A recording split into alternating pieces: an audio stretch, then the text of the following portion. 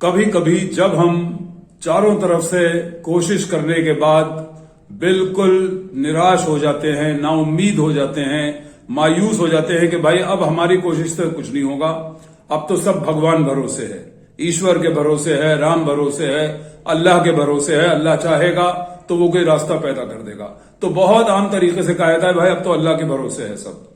मेरी पीएचडी को 7 साल हो गए लेकिन अभी तक पीएचडी कंप्लीट नहीं हुई है।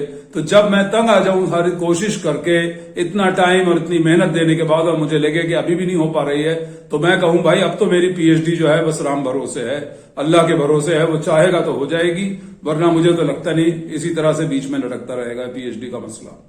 तो बहुत सी चीजों पर जब हम मेहनत करके कोशिश करके नाकाम हो जाते हैं तो उसे अल्लाह के भरोसे, राम भरोसे, ईश्वर या भगवान, जिस तरह से भी जो आदमी चाहता है वो कहता है कि भाई अब तो भगवान भरोसे है, अब भगवान चाहेगा, ईश्वर चाहेगा, राम चाहेंगे तो ऐसा होगा, वरना हमारी कोशिश से नहीं होगा।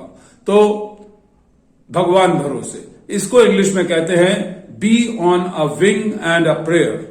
B on a wing and a prayer. Be का आप जानते हैं कि फॉर्म्स कौन से होते हैं, इज, एम, आर, वॉज और वर। पास्ट टेंस में वॉज और वर और प्रेजेंट में इज, एम, आर। तो मैं कहूं कि now my PhD is on a wing and a prayer. अब तो मेरी पीएचडी भाई राम भरोसे है, इसका कुछ पता नहीं कि कब होगी भी या नहीं होगी। इस तरह से इसको यूज करेंगे, मुझे यकीन है कि आपको समझ में आ गया होगा।